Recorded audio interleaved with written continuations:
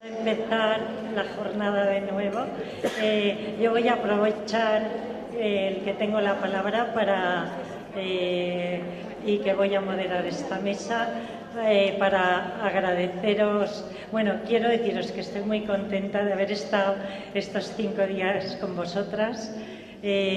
Como decía el primer día, yo siempre tengo una admiración muy especial por las lideresas iberoamericanas. Me parece que el movimiento feminista latinoamericano siempre me impresionó profundamente la primera vez que lo conocí en la Conferencia Mundial de las Mujeres en Pekín, y luego ya también en Naciones Unidas también vi la coordinación impresionante que había en Pekín +5 por todas las mujeres lideresas de América Latina, como eran, yo creo que las más organizadas en Naciones Unidas, siguiendo la Conferencia Mundial de las Mujeres de Pekín, en Pekín +5.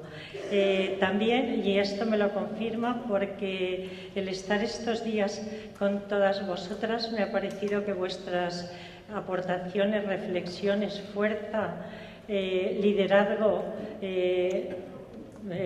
lo que habéis preguntado, pues me confirma esta percepción tan real que creo que siempre he tenido, y quería daros las gracias. Creo que también es especial, bueno, me parece que ha sido súper interesante cómo estaba organizada estos encuentros, que se han consolidado tanto, y que además hemos tenido a 4 ministras que creo que ha sido un debate interesantísimo, y varias secretarias de Estado. Bueno, pues yo la verdad es que creo que me siento como con una savia nueva, y si siempre estoy bastante animada, creo que ahora pues me sirve de mucho impulso después de haber estado estos días con vosotras. Bueno, voy a presentar esta mesa. Estos días hemos ido pasando por distintos temas. Hoy vamos a ver las políticas públicas de igualdad, y para eso tenemos a una serie de mujeres absolutamente relevantes y que ahora pasaré a presentar. Yo solo quería hacer también una pequeña reflexión que creo que se ha hecho a lo largo de estos días, y que además se va a profundizar mucho más a lo largo de esta mañana. Es cierto que España ha cambiado muchísimo a lo largo de estos 30 años. Ayer la ministra Elena Salgado también lo decía con algunos datos. Veníamos de la dictadura franquista, y yo, por ejemplo, y también son datos que a veces sacamos desde el Instituto de la Mujer, desde su creación hace 28 años ahora, solo voy a dar 2 datos. Por ejemplo, el incremento importantísimo de las mujeres empleadas, que somos casi 5,5 millones más de mujeres con empleo en España desde que se creó el Instituto de la Mujer. Y luego, por otro lado, que en aquel momento hablábamos del acceso de las mujeres a la educación. Y ahora no solo es que, desde luego, no hablamos del acceso, sino que están completamente en todas las áreas, y como decía ayer y hemos visto a lo largo de estos días, la mayoría de las mujeres que salen con licenciaturas superiores son mujeres, o sea que el porcentaje es mayor que el de los chicos. Entonces, este cambio ha sido extraordinario, aparte de la ausencia completa de derechos que teníamos durante el franquismo, que incluso ayer la ministra Salgado dio algunos datos, y que era como, por ejemplo, no podíamos ser juezas, y ahora es un porcentaje superior las mujeres que acceden a ser juezas y a la carrera judicial. Es decir, de ausencia total de derechos y de imposibilidad de ejercerlos porque estábamos destinadas únicamente al hogar, hemos hecho un cambio a lo largo de estos 30 años impresionante. Esto es un progreso constante. Estas 2 últimas legislaturas de José Luis Rodríguez Zapatero, es cierto que hemos hablado, y algunas ministras que han estado aquí han hablado de algunas de las leyes más importantes de este periodo, como es la ley de violencia de género, que nuestra maestra Marcela siempre dice que es una de las que ha sido modelo en muchos países de América Latina. Y luego, pues, la ley para la igualdad efectiva entre mujeres y hombres. Yo quiero también hablar de algunas, sobre todo de la Ley de Salud Sexual y Reproductiva e Interrupción Voluntaria del Embarazo, porque creo que a lo largo de los debates es uno de los elementos centrales de la agenda feminista y que siempre está o cuestionada o que en muchos de los países no hay manera de llegar a ella, a pesar de que ya desde el año, desde la conferencia del Cairo y desde la conferencia de Pekín, desde luego los derechos sexuales y reproductivos es una parte de los derechos de las mujeres y por lo tanto de los derechos humanos, y en ella está también el derecho a la interrupción voluntaria del embarazo.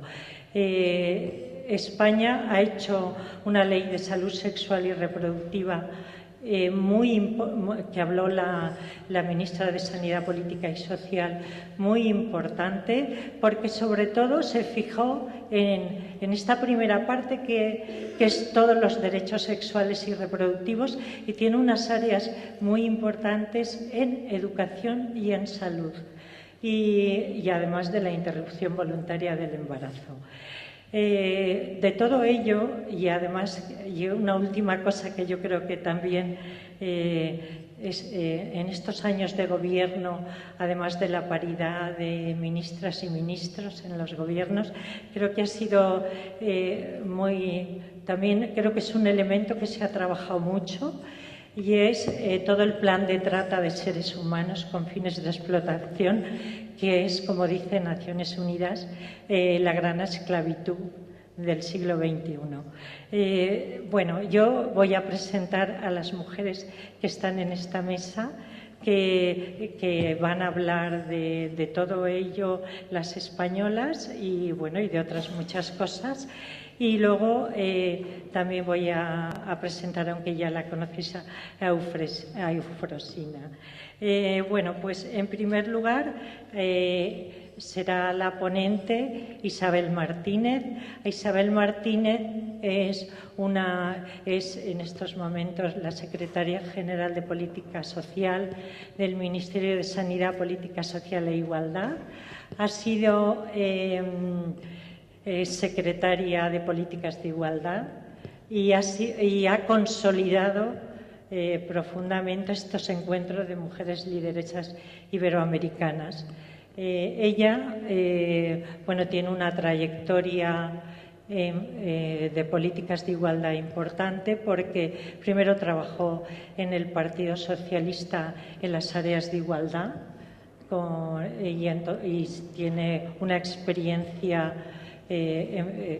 muy relevante también en esos años, y luego trabajó como asesora con la vicepresidenta primera del Gobierno, Teresa Fernández de la Vega, y pasó al Ministerio de Igualdad, a ser una de las que dirigía el Ministerio de Igualdad. Era la secretaria de Políticas de Igualdad, y él participó completamente en la construcción del Ministerio de Igualdad, además de haber, desde luego, consolidado estos encuentros de lideresas iberoamericanas. Ha intervenido en varios encuentros. En la publicación última que se ha hecho de estos encuentros, ella es una de las ponentes y bueno, y es una trabajadora incansable. Luego le paso a dar la palabra. Luego tenemos a Carmen Martínez Ten, que bueno, pues además de licenciada en medicina y tiene la especialidad de ginecología y obstetricia, ha sido directora del Instituto de la Mujer varios años, desde 1986 a 1991.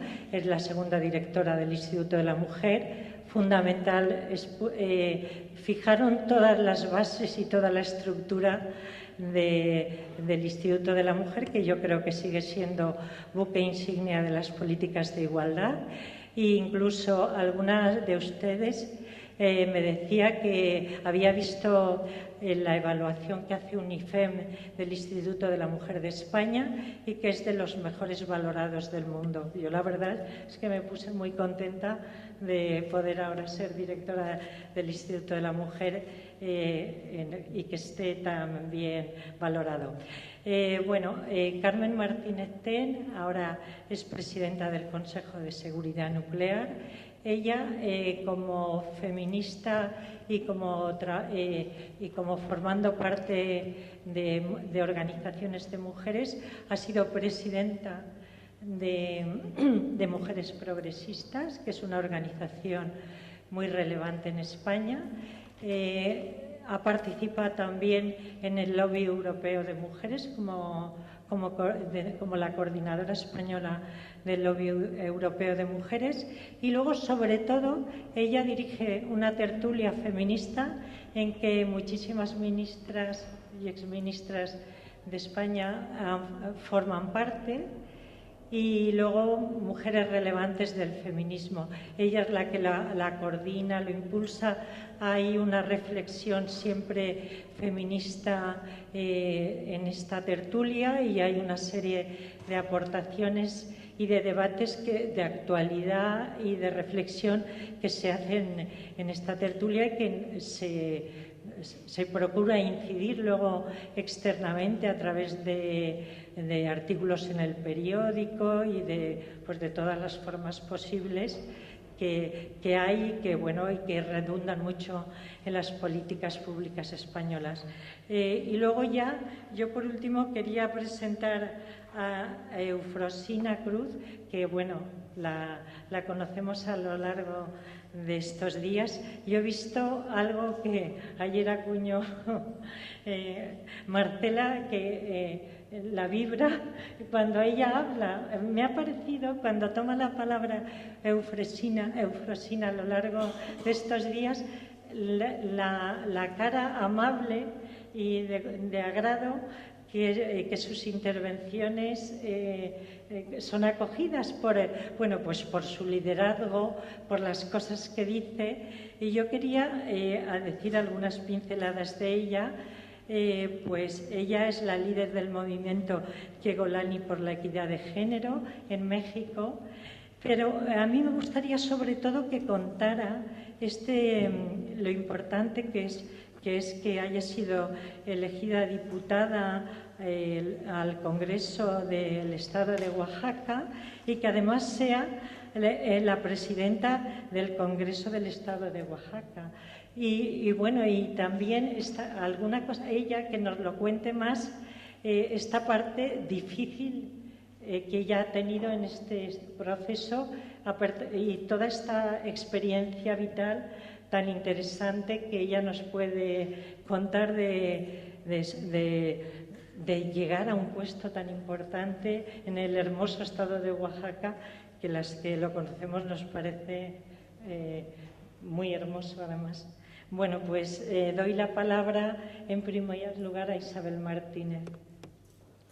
Gracias, Teresa. Gracias, Kitty. En primer lugar, muy brevemente, pero sí, agradecerle a Rosa la invitación a participar en este nuevo encuentro de mujeres líderes iberoamericanas, y sobre todo agradecerle muy profundamente, creo que en nombre yo creo que de todas, ¿no? Esa idea genial que tuvo ella junto con Amelia Valcárcel de organizar estos encuentros, pero sobre todo del objetivo que pretendían estos encuentros, y que yo creo que en cierta manera y en gran medida se ha ido consiguiendo en estos últimos años, que era no solo fortalecer las redes de mujeres España-Latinoamérica, teniendo en cuenta también los lazos y los vínculos históricos y culturales que tenemos, sino también generar conocimiento que a todas nos ha servido a la hora de la implementación de políticas públicas en estos últimos años, y sobre todo con ese optimismo que siempre hemos visto, esa reacción que en los últimos años ha habido por parte de gran parte de los estados latinoamericanos,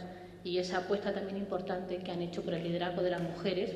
No sin falta es el continente con más mujeres presidentas en este momento, y eso no es fruto de la casualidad, nada es fruto de la casualidad. Y creo que esa energía y ese conocimiento que se han ido generando a través de estos encuentros han sido muy útiles para el fortalecimiento de los estados y las democracias que entre todos estamos empujando en América Latina. Por tanto, mis felicitaciones y mi agradecimiento a Rosa y a Amelia por seguir poniéndole tanto cariño a estos encuentros, que esperemos además que se sigan manteniendo en el futuro. Ese es el deseo, creo que de todas las que hemos formado parte de ellos. Yo voy a hacer esta mañana un recorrido, se me pedía un recorrido por las políticas de igualdad. Estuve dudando hasta el último momento de cómo encajar un poco en algunas de las reflexiones con las que quiero provocar el debate esta mañana, básicamente, de centrarme en las políticas de igualdad en sentido amplio, en todo lo que son las políticas de bienestar que en Europa hemos ido impulsando en los últimos años. Al final, teniendo en cuenta también las características de estos encuentros y un poco el perfil de todas nosotras, me he inclinado por hacer una evolución y un hilo conductor de lo que ha sido el desarrollo en España de las políticas de igualdad entre hombres y mujeres, sin perder de perspectiva el marco global y el marco más amplio del estado del bienestar y de las políticas de cohesión social. Y me quiero centrar fundamentalmente, y es lo que más me interesa en el día de hoy, porque me interesa mucho el debate y las reflexiones que entre todas podamos aportar. Me gustaría centrarme en el momento actual, donde hemos llegado, donde estamos en este momento, y sobre todo qué podemos aportar a la salida de la crisis y a ese futuro tan incierto, pero cada vez más cierto, que tenemos por delante. En ese sentido, esta primera parte la voy a hacer muy rápida, voy a hablar muy rápido, incluso voy a pasar la diapositiva muy rápidamente. Si a alguna le interesa, no tiene ningún problema, porque se les voy a dejar por escrito, por tanto pueden utilizarlo si le interesa algo de lo que voy a aportar, pero lo voy a pasar de una manera muy rápida. Como saben ustedes, la igualdad en España la incorporamos en la agenda política desde el año 78, con nuestra Carta Magna, con la Constitución, donde por primera vez el Estado español reconoce que la igualdad es un valor superior de nuestro ordenamiento jurídico, y además establece una serie de obligaciones a los poderes públicos para que vayan removiendo los obstáculos para que esa igualdad entre hombres y mujeres y entre todos los seres humanos que por alguna de las circunstancias pueden verse en situaciones de vulnerabilidad o discriminación, pueda verse afectado. La primera apuesta institucional, lo conocen ustedes muy bien, institucional que hizo el Gobierno de España por la igualdad fue en el año 83, con la creación del Instituto de la Mujer, un instituto tremendamente prestigiado en estos últimos años, y además que ustedes conocen perfectamente, porque ha sido un instituto que ha colaborado muy intensamente en los últimos años y desde su propia creación con América Latina. Del Instituto de la Mujer, fundamentalmente durante 20 años, lo que hemos hecho desde el Estado y desde el Gobierno de España, de los diferentes gobiernos de España, ha sido ir fomentando la participación de las mujeres en la esfera pública, ir eliminando ese contenido discriminatorio que incluso tenían todas nuestras normas y todas nuestras leyes, y fundamentalmente favoreciendo la incorporación de las mujeres al espacio público mediante medidas de discriminación positiva, de acción positiva más tarde, y hasta los años 90, pues básicamente eso es lo que hizo el Instituto de la Mujer, con campañas como la que le enseño del año 87 dan idea de todo lo que ha ido que remover, relacionándose con abrir nuevos espacios que hasta ahora habían estado vetados o realmente con dificultades de acceso para las mujeres.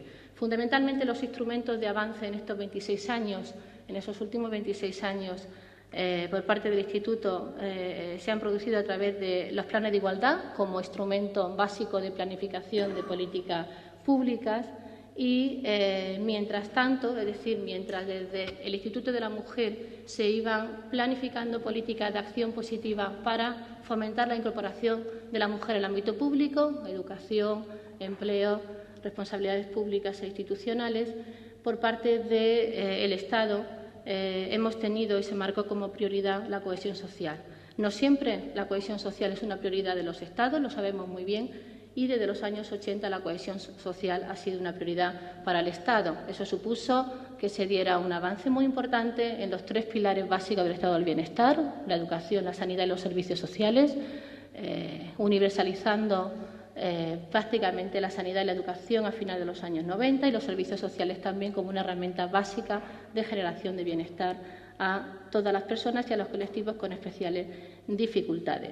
También se dieron pasos en la individualización de los derechos de protección social, derechos que siempre han estado ligados en Europa desde su propio nacimiento, después de la Segunda Guerra Mundial, al hombre trabajador, y en función del hombre trabajador sustentador se establecieron básicamente todos los derechos de protección social ligados al empleo y al desempleo. Es verdad que en los últimos años hemos ido rompiendo eso, pero no lo hemos conseguido del todo. Es decir, básicamente la gran estructura de la protección social en nuestro país sigue estando basada en el empleo y el desempleo, es decir, en la persona como persona empleada. Todo eso hemos ido rompiéndola a través de diferentes políticas de igualdad y hemos ido avanzando en esa individualización de derechos de protección social ligadas a otras circunstancias sociales y no solo al hecho de ser padre de cabeza, padre responsable de familia y persona trabajadora.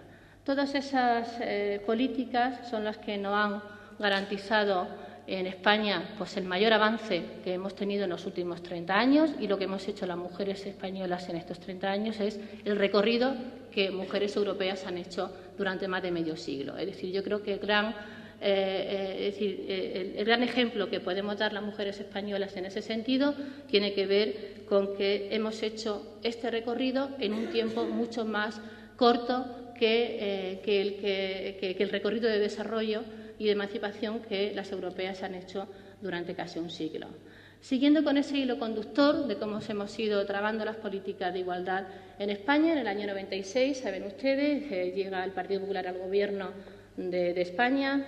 Yo ya no voy a entrar en ese debate, lo dejo para la reflexión posterior, en avance o no avance, estancamiento o menos estancamiento de las políticas de igualdad, pero sí se dieron también pasos importantes, fundamentalmente en algo que también es realmente relevante, que es la visualización y el empoderamiento de las mujeres en puestos de responsabilidad política. En el año 99 y en el año 2000 tenemos por primera vez a 2 mujeres al frente del Congreso y del Senado, 2 instituciones que hasta ahora habían sido presididas por varones. Y mientras tanto, desde el año 97, el Partido Socialista, entonces en la oposición, celebra su 34 Congreso Federal y se da un paso bastante relevante en lo que era el cuerpo programático del Partido Socialista.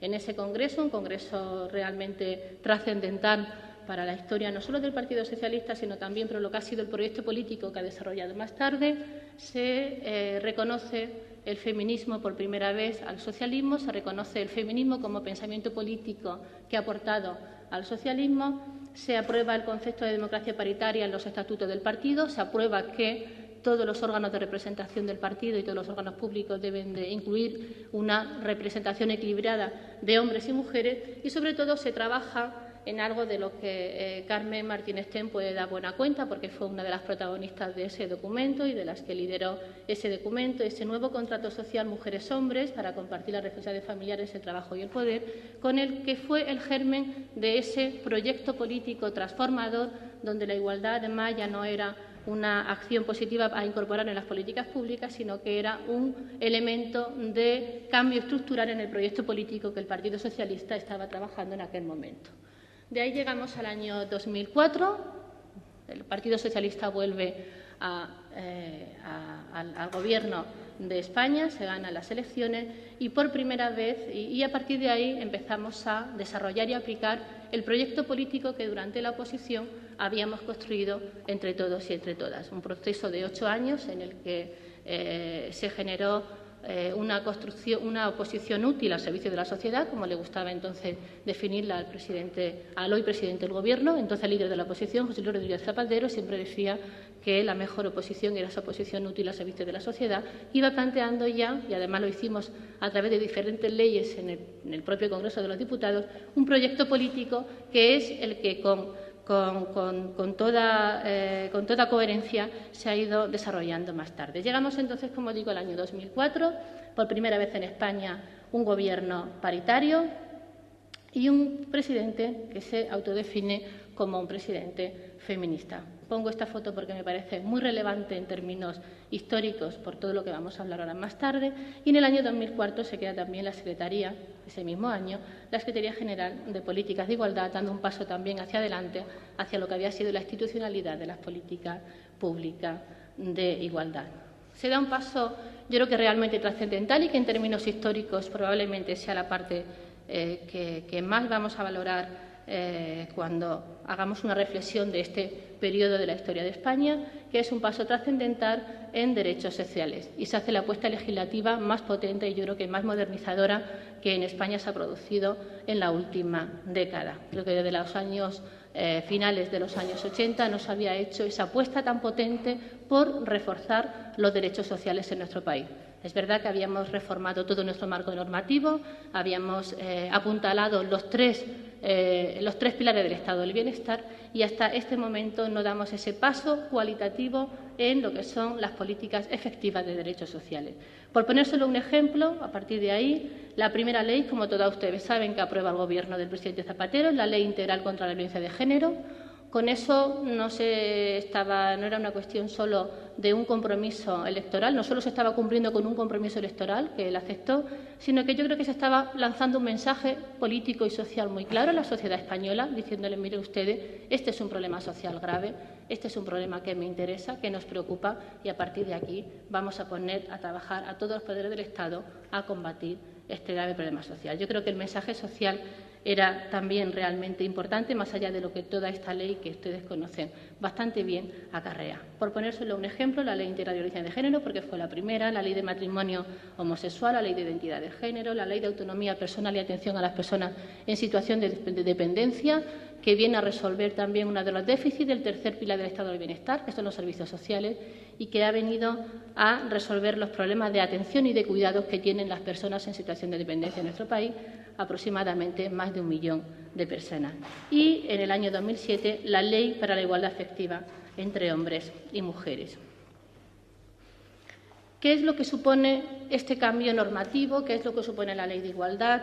¿Qué es lo que supone esta nueva etapa en las políticas públicas de igualdad? Yo creo que es el paso más trascendental que hemos dado, como decía, en la última década y además es una ley para 20 años. Es decir, yo creo que va a ser la ley que nos va a generar y a garantizar en los próximos años ese salto cualitativo que las mujeres hemos empezado a dar en los últimos años.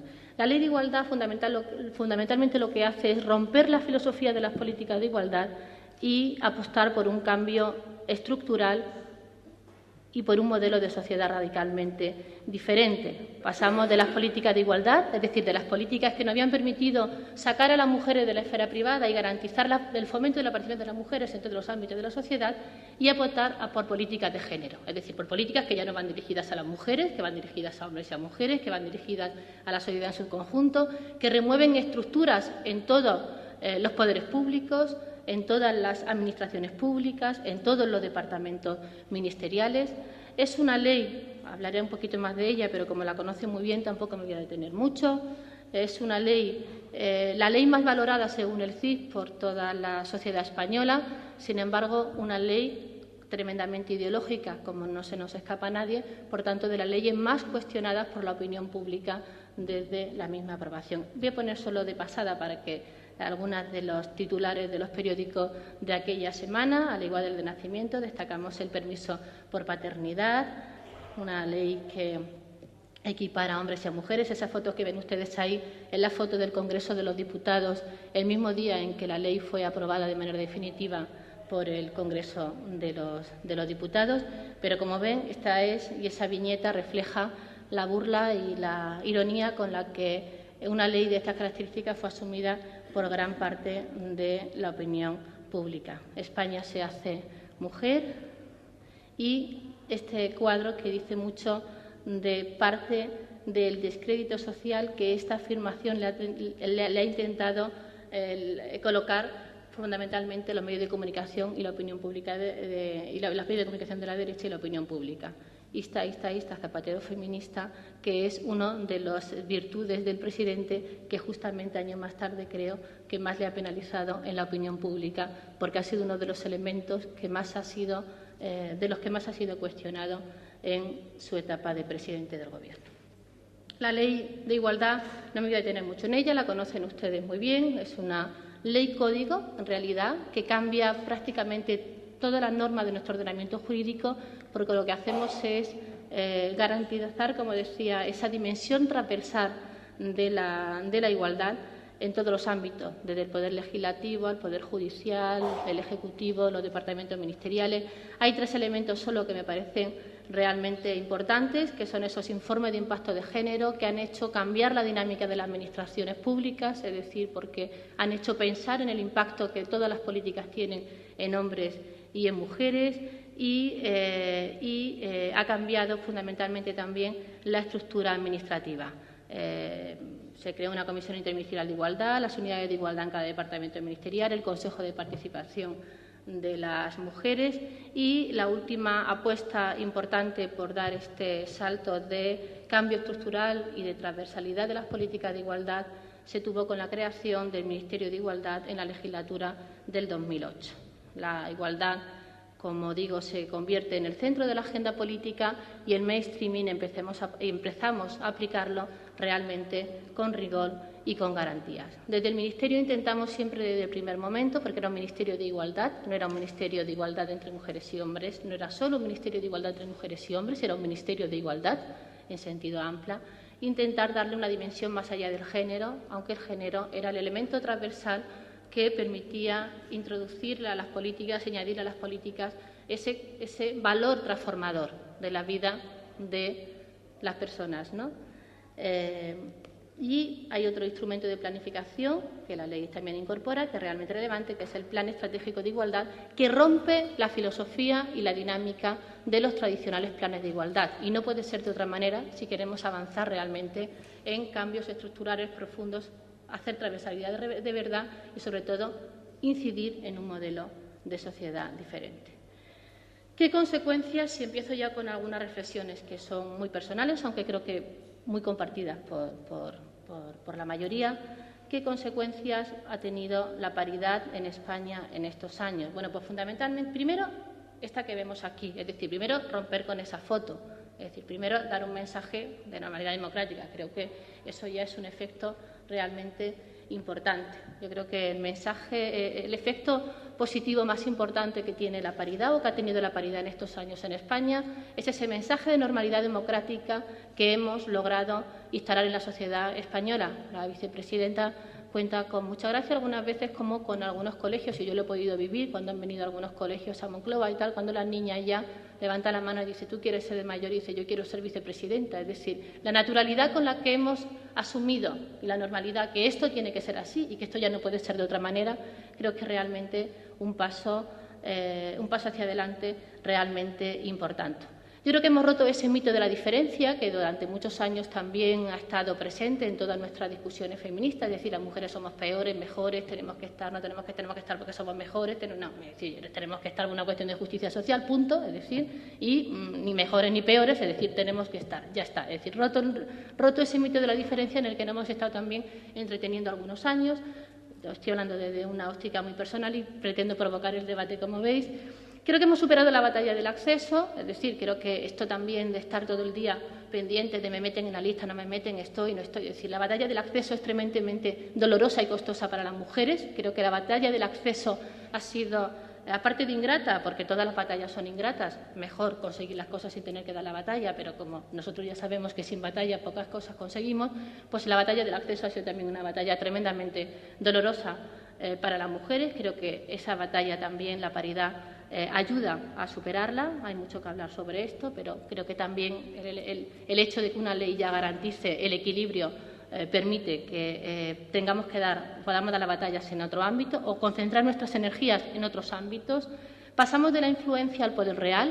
Las mujeres ya no solo tenemos influencia, las mujeres tenemos poder real. Es decir, cuando una mujer se sienta al Consejo de Ministros ya no tiene influencia, lo que tiene ya es poder, y eso tenemos que creérnoslo, porque muchas veces incluso, aunque tenemos espacios de poder, pasa tiempo hasta que nos creemos que no, que es que somos nosotras las que decidimos, que no tenemos que hacerle caso ya al compañero, decir que ya realmente decidimos y tenemos poder. Y luego lo más importante de todo esto, o sea, la consecuencia yo creo que más importante que ha tenido el Gobierno paritario en España ha sido el hecho de colocar la igualdad en el centro de la agenda política, y eso ha sido una realidad tangible que además se puede medir desde cualquier óptica. Es decir, el hecho de que una mujer haya estado en el Ministerio de Defensa, de que una mujer haya estado en el Ministerio de Fomento, es decir, la capacidad con que estas mujeres y la prioridad con la que estas mujeres han resuelto, con estas mujeres ministras, han resuelto determinados temas de su agenda ministerial, de su departamento, ha sido realmente ejemplar. También hemos tenido un presidente con convicciones profundas y también hemos tenido una vicepresidenta que ha empujado,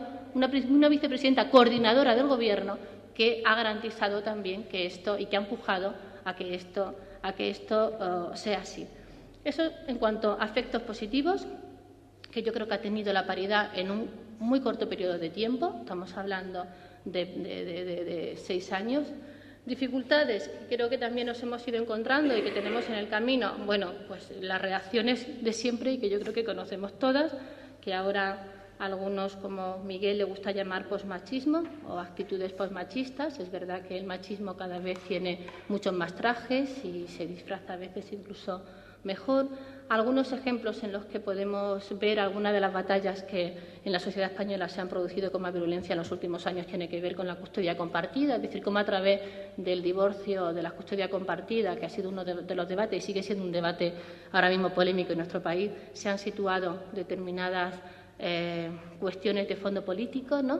de qué es lo que quieren las mujeres y qué es el efecto que pueden tener es decir, las relaciones entre hombres y mujeres. Yo creo que hay un hecho que es verdad, y eso tiene que ver a veces con los tiempos en los que los avances sociales se van produciendo. Yo creo que hemos intentado fomentar avances sociales muy importantes en nuestro modelo de convivencia, incluso en nuestro modelo de relación entre hombres y mujeres, que no ha ido seguido en el mismo ritmo por avances sociales por la base, por abajo. Yo creo que hay ahí toda una reflexión a hacer, y es verdad que en los últimos tiempos yo creo que hay una cierta idea instalada no solo en la opinión pública, sino generalizada, de conflicto y de ruptura entre hombres y mujeres. Si eso tiene que ver con esa idea trasladada, que no es así, pero por lo menos en el imaginario ha quedado colocado, de que las mujeres ya mandamos mucho, mandamos incluso mucho más que los hombres, y que ya le hemos quitado todo el espacio y que ya qué más queremos, y hay una fragilidad. Si hacemos una encuesta del motivo de divorcio, yo me gusta mucho revisar los informes del Instituto de la Juventud, porque te dan muchas claves de cómo piensan los chicos y las chicas, y ver ahí cómo están funcionando las relaciones de pareja y cómo van funcionando las relaciones de convivencia.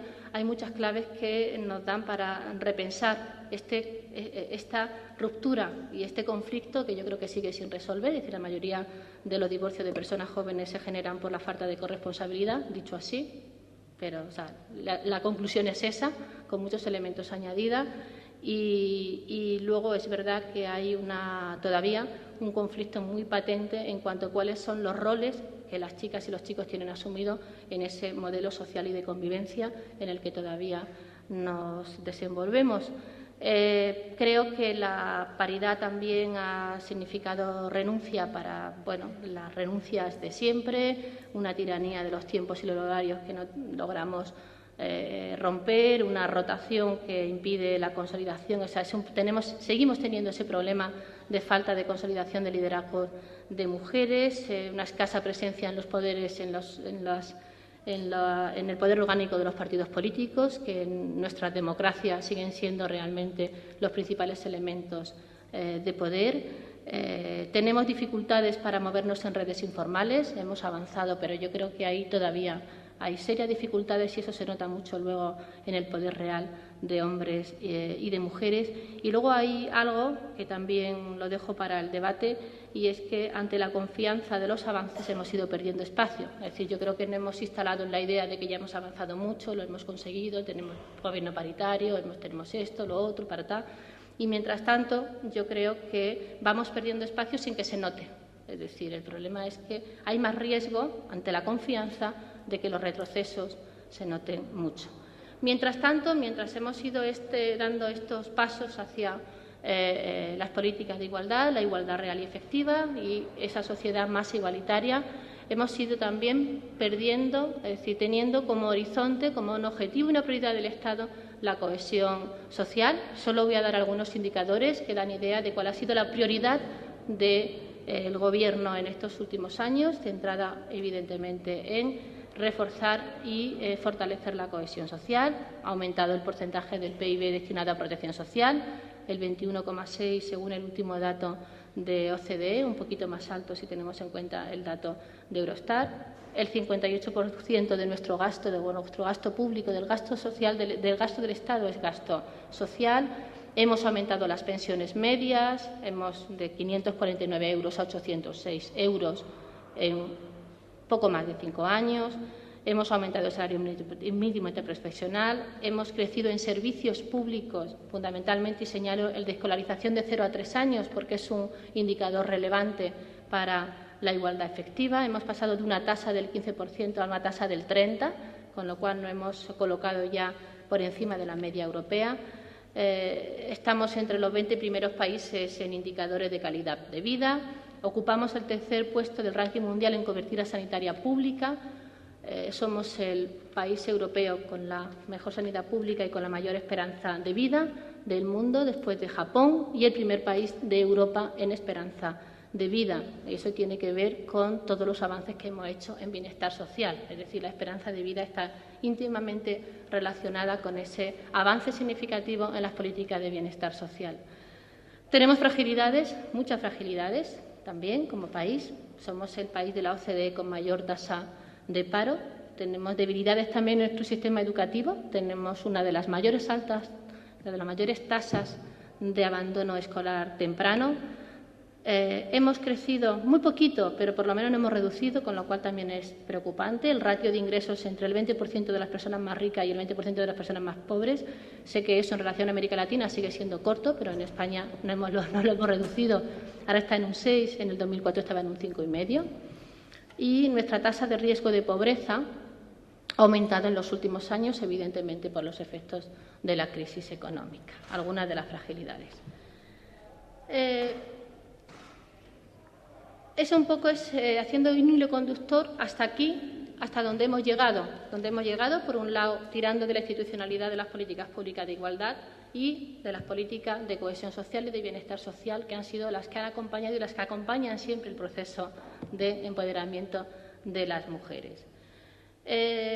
Cuando hablamos de políticas públicas y de desarrollo de políticas públicas, tenemos que mirar siempre muy atento a los entornos y al contexto, y en ese momento qué reflexiones quiero lanzar ahora, es decir, en qué momento estamos y cuáles son las alternativas que tenemos por delante, incluso los riesgos que tenemos por delante para el retroceso.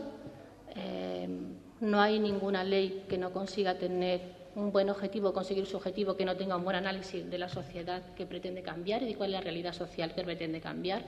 Bueno, pues yo creo que estamos en una sociedad que ha cambiado mucho en los últimos tiempos y cada vez a pasos más acelerados. Estamos en una sociedad que ya no es lo que era, intercultural, religiosa, étnica, en la que la aceleración de los ritmos en los cambios sociales es cada vez más intenso. Han cambiado nuestros valores, nuestras relaciones, nuestra manera de ver y de sufrir las instituciones. La mayor parte del conocimiento sabemos que cambia cada día y lo que tenemos claro es cuáles son los problemas que tenemos en el presente, pero no sabemos cómo será el futuro, pero será distinto. Y de ese futuro es del que pretendo hablar ahora en unos breves minutos.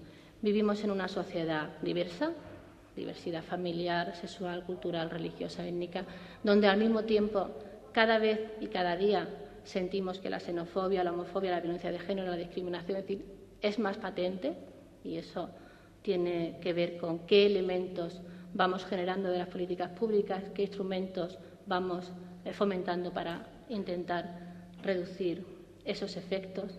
Y ante esa crisis sistémica, que es la que tenemos fundamentalmente en todo el mundo, en América Latina, aunque fundamentalmente en Europa la estemos sufriendo en este momento con una cara mucho más cruda, lo que yo me planteo es la necesidad de hacer un nuevo pacto social y una nueva alianza social por el bienestar, por el Estado social, por las políticas de igualdad de oportunidades y replantearnos. Estamos en un momento en el que nos estamos replanteando absolutamente todas las políticas. No hay nada que esté, es decir, estamos cuestionándonos nuestro sistema financiero, nuestro modelo de crecimiento, nuestro modelo de bienestar, nuestras políticas públicas. Y en ese momento de replantearnos todo, tenemos que tener claro fundamentalmente qué funciona y qué no funciona y qué tenemos que garantizar para que no cambie o qué elementos son imprescindibles y que no pueden cambiar. Hay una encuesta que salió publicada ayer en el CIS que tiene que ver con esto que les decía de la necesidad de hacer un gran pacto social. A nosotros siempre nos va bien pensar que la mayoría de la sociedad piensa como nosotros y que lo que quiere la mayoría es lo que queremos nosotros, y eso es fabuloso, porque cuando tú estás convencida de eso, pues aparte de que te da mucha más energía, pues estás más convencida, más segura de lo que haces y más segura, y al final mayor impacto positivo de las políticas. Pero fijaros lo que dice el CIS, es decir, el Centro de Investigaciones Sociológicas de España, en el día de ayer. Dice que el 41% de las personas prefieren que haya más prestaciones sociales y servicios públicos, aunque eso signifique pagar más impuestos. Pero hay un 39,5% de personas que dicen que quieren pagar menos impuestos, aunque haya menos prestaciones sociales y menos servicios públicos. Y además, eso sí, eso es un dato positivo, el 49% de los encuestados dice que lo que quieren ser es ser clase media, ser clase mayoritaria en nuestro país. Claro, este dato, porque ayer cuando lo leí en el periódico me reforzaba la idea del pacto que os contaba antes, es decir, porque esa idea que siempre hemos tenido los europeos de que la mejor manera de crecer y desarrollarnos es fortaleciendo ese modelo de Estado social que hemos construido en los últimos 50 años, era el deseo mayoritariamente de los europeos y el deseo mayoritariamente, en este caso, de los españoles. Bueno, pues ahora tenemos un 39% de personas que dicen, oye, mira, yo no quiero pagar más impuestos, a mí impuestos los justitos y ya cada uno, yo me buscaré aquí la vida, yo me buscaré a qué escuela llevan mis niños, yo me buscaré mi aseguradora privada. ¿Por qué? Pues porque en todos estos años ha habido también muchos elementos que están distorsionando toda la propia concepción, incluso el objetivo del Estado del Bienestar. Es decir, el Estado del Bienestar, que surgió, como saben, en Europa con un pacto muy potente después de la Segunda Guerra Mundial, se ha ido rompiendo por muchas vías en estos últimos años. Primero, entre sus objetivos, es decir, el objetivo del Estado del Bienestar no solo es aliviar situaciones de pobreza, ha sido corregir desigualdades y, fundamentalmente, en países como España y en Europa en general, el objetivo del Estado del Bienestar ha sido un objetivo de corregir desigualdades y generar cohesión social, fundamentalmente. Ahora estamos en un objetivo, es decir, hay muchos países que se plantean que el Estado del Bienestar no ser elemento de corrección de desigualdades, que el Estado del Bienestar lo que tiene es que aliviar pobreza, y nos conformamos con aliviar pobreza. El año pasado, en las reuniones en la conferencia de política social de Naciones Unidas, que se celebra todos los años en febrero, como sabéis, probablemente algunas de ustedes han estado en alguna ocasión, a mí me llamó poderosamente la atención y me preocupé enormemente cómo, en vez de hablar de políticas sociales, el hilo conductor de la reunión en Naciones Unidas fue cómo conseguir aliviar pobreza extrema. Ya no hablamos de pobreza, hablamos de pobreza extrema. Es decir, el objetivo ya no es solo aliviar pobreza o corregir desigualdades. El objetivo es solucionar la pobreza extrema. Y lo que Naciones Unidas y los países que participaron, no la intervención de España, pero lo que nos planteaban al resto de países era qué plan estoy haciendo para reducir la pobreza extrema. Es decir, que la gente no se me muera de hambre, pero a partir de ahí ya obligaciones, las justitas, ¿no? Entonces, creo que, es decir, nosotros sabemos que la igualdad entre hombres y mujeres no es ajena a la igualdad en un sentido amplio. Nosotros necesitamos más que nadie las políticas de bienestar y el Estado social para poder avanzar, para poder progresar, y sabemos lo que significa este cambio no en la opinión pública, sino realmente en lo que los ciudadanos están dispuestos a comprometerse. Por eso yo creo que la igualdad entre hombres y mujeres hay que integrarla en un propósito mucho más amplio. No podemos hablar solo de igualdad entre hombres y mujeres, hay que hablar de igualdad entre hombres y mujeres en un objetivo mucho más amplio, que es cómo conseguir sociedades cohesionadas y cómo seguir dirigiéndonos hacia sociedades más cohesionadas en medio de esta crisis sistémica. Las oportunidades, además, y la igualdad, estoy segura de que es la solución para corregir, y nosotras estamos plenamente convencidas, y además hay muchos estudios que nos dicen que esto es así, que es la alternativa para sanear muchos de los males también sistémicos que esta sociedad tiene y que esta crisis también ha desvelado como que tienen. Porque la desigualdad es un síntoma, pero también es la causa de la crisis actual. Y eso nos tiene que llevar a pensar que si la desigualdad es el síntoma, pero también la causa de muchos de los males y muchas de las causas de esta crisis, no puede ser ahora la solución más desigualdad, menos inversión pública en bienestar social. Por tanto, tenemos que apostar por la igualdad, no solo por un imperativo de justicia social, que también hay que apostar por el talento, sino porque también es la única esperanza de desarrollo. Y nosotras sabemos que esto es así.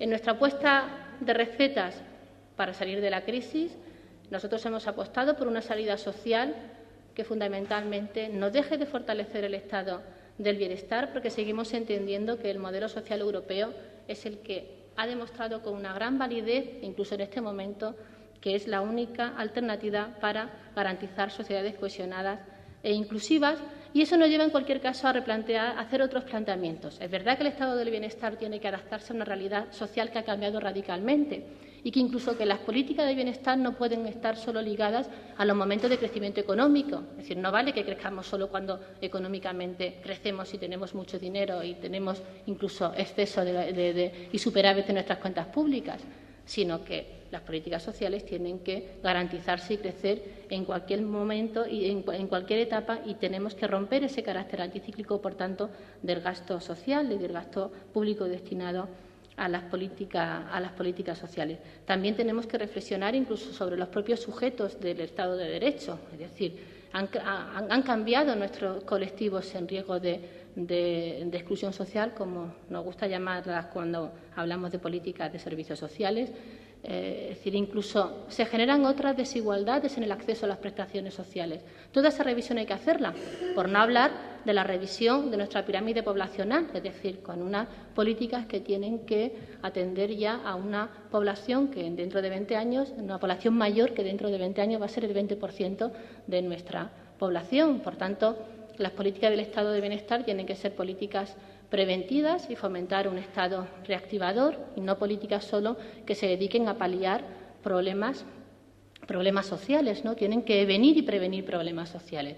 Por eso hay que apostar por una sanidad preventiva, por un envejecimiento activo, por políticas activas de empleo y no por política de protección por desempleo. Es decir, tenemos que reorientar todas esas políticas del estado del bienestar. Pero lo que no podemos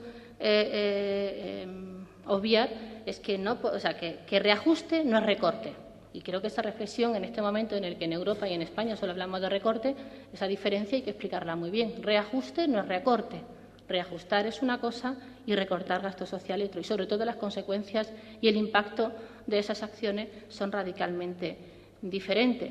Sobre todo porque tenemos que reducir el riesgo de dejar a miles de personas en esta crisis por el camino, es decir, que luego nos va a costar recuperar, y tenemos que, como decía antes, volver a colocar el objetivo del estado del bienestar no solo en aliviar pobreza, sino también en reducir desigualdades. Tenemos que ir adaptando esos servicios sociales, por tanto, entre otras cosas por esa pirámide poblacional que va cambiando, para que acompañen a la persona a todo lo largo de su ciclo vital, y también no introducir, sino incidir en esa idea que venimos manejando desde hace mucho tiempo, y es que el gasto social siempre es una inversión. Hay muchos ejemplos. Yo siempre pongo el ejemplo de los viajes del INSERSO. El INSERSO es el Instituto de Personas Mayores y Políticas Sociales del Ministerio y del Departamento que dirijo en este momento. El INSERSO, además, es una de las instituciones más valoradas también por la sociedad española, y hay un programa que pusimos en marcha hace ahora 25 años, que son los viajes del INSERSO, con el que se conseguían dos objetivos. Por un lado, que las personas mayores pudieran irse de vacaciones y fomentar también, a través de muchas actividades, un envejecimiento activo, pero por otro lado también generar, resolver el problema de estacionalidad del sector hotelero de nuestras ciudades de costa fundamentalmente y dinamizar la economía de un sector que en España es el sector económico prioritario y principal, que es el sector de la hostelería y del turismo.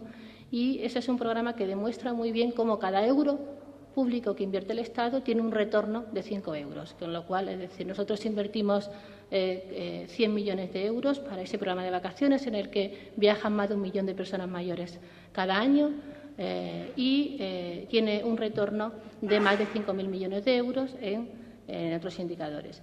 Por eso, es decir, es muy importante que insistamos permanentemente en esa idea de que el gasto social no solo no solo genera gasto al Estado, sino que genera inversión al Estado y también en términos de crecimiento económico a nuestro sistema productivo. Y, en cualquier caso, todo al mundo le queda claro, y yo creo que eso es bastante incuestionable, que la mejor manera de salir de la crisis, desde luego, no va a ser ni incrementando desigualdad y pobreza, sino todo lo contrario. Yo creo que hay algún elemento que tenemos que tener en cuenta, no solo los que nos dedicamos a la gestión de políticas públicas en este momento, sino creo que da igual quienes construimos tejido social, quienes intentamos impulsar igualdad de diferentes ámbitos, y es que las cosas es muy difícil que podamos volver a hacerlas como las hemos hecho hasta ahora, y creo que hay que hacer un proceso también de deconstrucción mental es decir, cómo hemos venido aplicando todas nuestras normas y nuestras reglas en el pasado, probablemente porque, como decía antes, nada va a volver a ser como antes, pero también porque la única manera de garantizar la viabilidad de nuestro estado del bienestar, la sostenibilidad de nuestro modelo social y la viabilidad de las políticas públicas que estamos impulsando tiene que ver con hacer las cosas de otra manera. Dentro de esos cambios, de esos retos que tenemos por delante, pues creo que hay que tener en cuenta que la paridad nunca ha sido un objetivo en sí mismo, siempre ha sido el camino. A veces, como es tan duro y tan difícil llegar, pues al final cuando llegamos al camino dice ya lo he conseguido, ya hemos llegado. Yo creo que no hay que olvidar que la paridad nunca ha sido un objetivo, sino un instrumento, y que tenemos que traducir todo esto en acción política. Todo el talento de las mujeres, toda la acción y la energía de las mujeres tenemos que traducirla en acción política, en acción pública. Estamos rompiendo el modelo del estado del bienestar para que el género sea el elemento que tiene que seguir replanteando ese modelo de cohesión social, y hay un elemento muy importante a revisar en el futuro, que es cómo socializamos los cuidados y cómo avanzamos a ese modelo de corresponsabilidad. Tenemos que tener claro que esta empresa no es una empresa de mujeres, es una empresa de hombres y de mujeres, que las mujeres tenemos que seguir otorgando poder a otras mujeres y repensar el futuro de otra manera, con políticas que tienen que, como decía antes, llevarnos a hacer las cosas de otra manera, conseguir los objetivos de siempre. Decía Séneca que no hay vientos favorables para el que no sabe dónde va. Eso creo que en ningún momento más que en este es bastante aplicable, porque en cualquier caso todo nos obliga precisamente a repensar muy bien dónde vamos para poder tener éxito en nuestra aventura. Creo que el optimismo es un elemento fundamental en este momento. Creo que eso es fundamentalmente la medicina que más nos falta y la medicina que más tenemos que consumir en este momento, y creo que tenemos razones para el optimismo. Por tanto, pues creo que con esa foto en la que quiero terminar esta primera intervención con vosotras, nos damos todas cuenta idea de que tenemos razones para el optimismo. Nunca hemos tenido tantas oportunidades, nunca hemos tenido tantas mujeres en tantos lugares de responsabilidad, nunca ha habido tanta energía favorable para la igualdad. Es decir, tenemos un momento bastante privilegiado en ese sentido, y además nunca hemos tenido tan claro que la igualdad es la alternativa y la solución para ese nuevo modelo civilizatorio en el que estamos inmersos en este momento. Si tenemos todas esas cosas claras, creo que es el momento de ponernos a articularlas y funcionarlas fundamentalmente a través de estas importantes redes que estamos construyendo entre todas. Muchísimas gracias.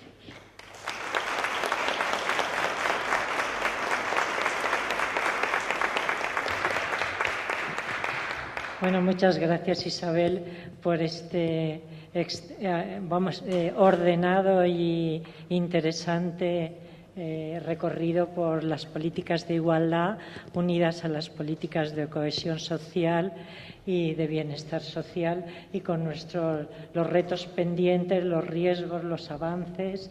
En fin, me ha parecido muy interesante. Ahora tenemos como comentaristas, en primer lugar le daré la palabra a Carmen Martínez Ten y posteriormente a Eufrosina. Bueno. Muy bien, pues muchísimas gracias, Kitty. Yo quería agradecer a la Fundación Carolina y al Instituto de la Mujer, y especialmente a sus directoras, Rosa Conde y Teresa Blat, con las que me une una amistad de decenios, la invitación para poder participar en este 7º encuentro de mujeres líderes iberoamericanas. Es un encuentro que ya lleva 6 ediciones.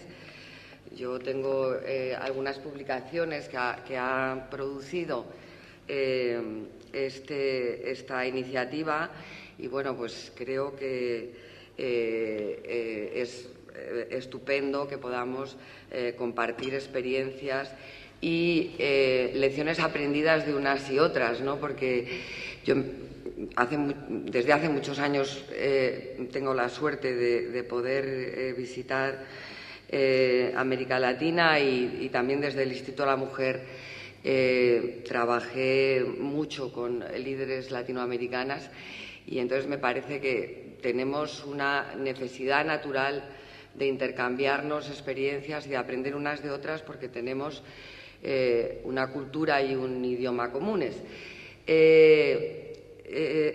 La exposición que ha hecho Isabel, yo creo que, como ha dicho Kitty, es muy extensa, muy abarcadora de muchos temas, y como yo tengo que comentar su ponencia, voy a intentar lanzar algunas ideas para el debate. En primer lugar, yo creo que el marco referencial, digamos, para la corriente transformadora feminista es siempre la cohesión social, y sabemos que los pilares fundamentales del estado del bienestar, que son la educación, el acceso a la sanidad, las pensiones en el caso de España, aunque en algunos países, muchos países de América Latina, esta cobertura no está asentada y extendida, y los programas de ayuda a las personas dependientes son básicas para las mujeres. O sea, no puede haber igualdad si ese marco no avanza, si ese marco no se va consolidando. Nuestras maestras feministas, las abuelas feministas, las bisabuelas, siempre hablaron del primer escalón como la educación. La educación, todas sabemos que es la llave que abre la puerta, una de las llaves más importantes para la igualdad. Entonces, bueno, ese marco yo creo que es un marco, como ha explicado Isabel al final, es un marco incuestionable. Yo creo que no es posible hablar de igualdad de oportunidades entre hombres y mujeres si no se tienen en cuenta esos otros factores, pero yo creo que las políticas de igualdad no deben diluirse en la mar Océana. O sea, yo llevo ya mucho. En España hay que ver las políticas de igualdad como un proceso. Yo creo que el caso español es muy interesante como caso de estudio, porque mientras en España, que siempre vamos un poco al revés del signo europeo, podemos afirmar que tenemos 30 años, digamos, de avances y políticas de igualdad. Sin embargo, en otros países europeos, como Italia, como Francia, el movimiento feminista y las políticas de igualdad se han diluido mucho bajo el dominio de políticas muy conservadoras antes de la crisis. No estoy hablando de ahora, que es un momento muy complicado, sino durante estos 30 años, a pesar de que la Unión Europea ha sido, como las convenciones de Naciones Unidas, una fuente de inspiración muy importante para las mujeres españolas. Entonces, yo creo que, por una parte, el marco referencial, desde luego, son cohesión social y estas políticas sin las cuales la igualdad no puede avanzar. Yo pongo en primer lugar la educación y el empleo porque me parece básico. Esto, por mucho que cambie digamos, el futuro y la sociedad en un momento de cambio convulso que está afectando a todo, sin embargo, esto yo creo que aquí, a mí no me gusta hablar de posfeminismo, sino de pilares clásicos porque están experimentados. O sea, esto no admite ningún debate. Pero, sin embargo, creo que en ese marco hay que tener muy claros lo que son las políticas específicas de igualdad. España es un país muy machista y, de hecho, yo creo que les exportamos el modelo. Como sabéis todas vosotras, España es un país machista, con una tradición cultural, religiosa, etcétera, que está ahí y que forma parte de las raíces profundas de nuestra cultura. Sin embargo, yo creo que se puede calificar la evolución, digamos, de la situación de la mujer en España como uno de los éxitos más importantes que los historiadores, no siempre, porque los historiadores más famosos son siempre hombres, pero que ponen de relieve para explicar la modernización de España. O sea, nosotros tenemos un señor que se murió, un guionista que se llamaba Lalo Azcona, que hizo todos los guiones de las películas de Berlanga, de películas españolas, que decía que si a él le preguntaban qué es lo que más había cambiado en el país desde la transición hasta ahora, eran las mujeres. O sea, y yo creo que las que tenéis una edad, esto lo reconocemos, y las que tenemos todavía madres, afortunadamente, que vivieron otra época, pues te dicen: hija, la diferencia de mi situación y la de mi nieta, o sea, de mi hija, es inconmensurable, porque, como hemos explicado todas, mi madre tenía que pedir permiso a mi padre para abrir una cuenta en un banco.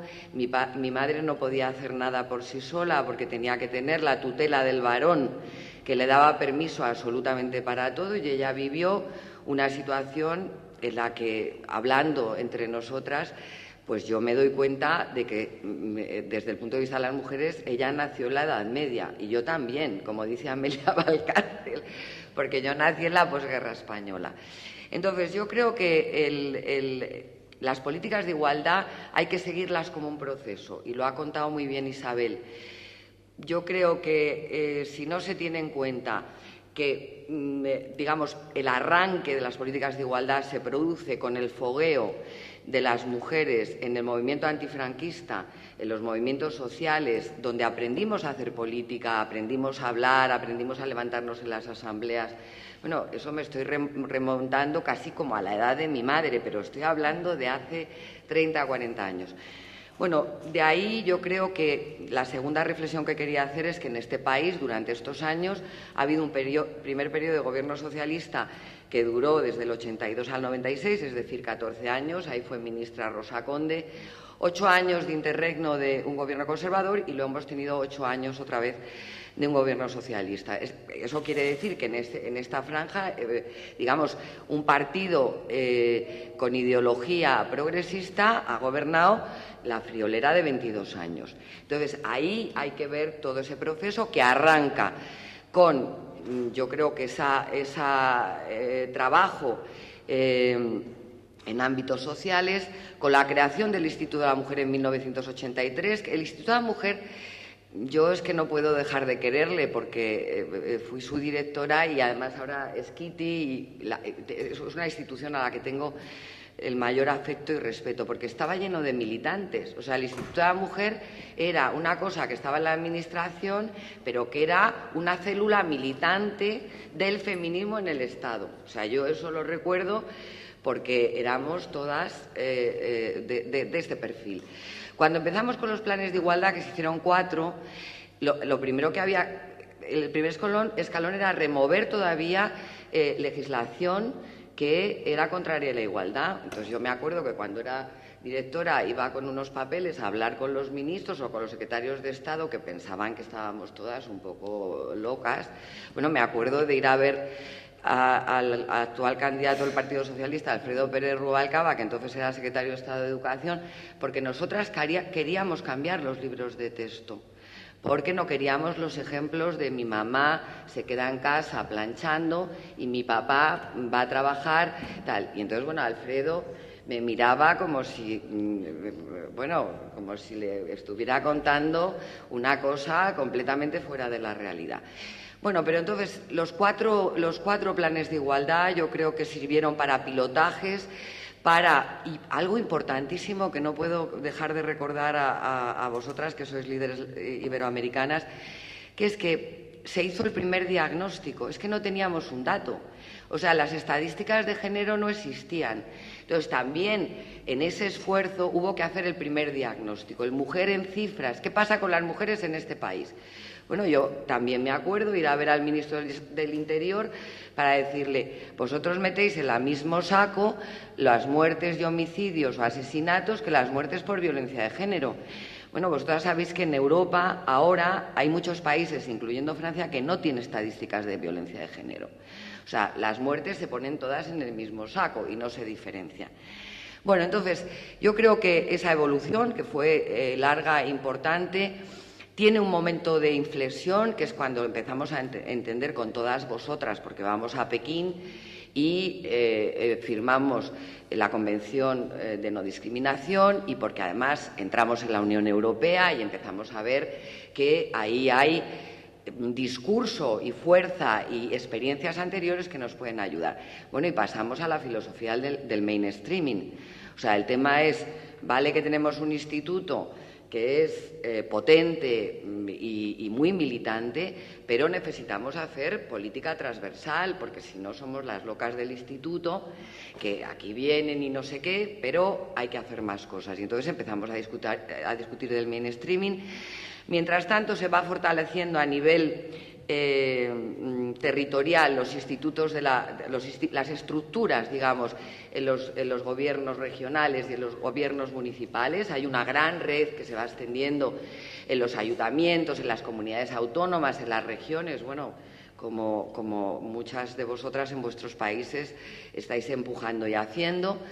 Yo creo que durante el gobierno del Partido Popular se produce un frenazo de estas políticas, el instituto pierde relevancia, y cuando se llega al gobierno, al triunfo del gobierno socialista en el año 2004, se recupera, yo creo que el discurso, porque estos son procesos, o sea, nadie puede pensar, o sea, lo interesante del feminismo español, y yo creo que de las políticas de igualdad, es que se han cometido errores, y es muy importante aprender de los errores. Las lecciones aprendidas para las políticas de igualdad son básicas en todos los campos, pero aquí también.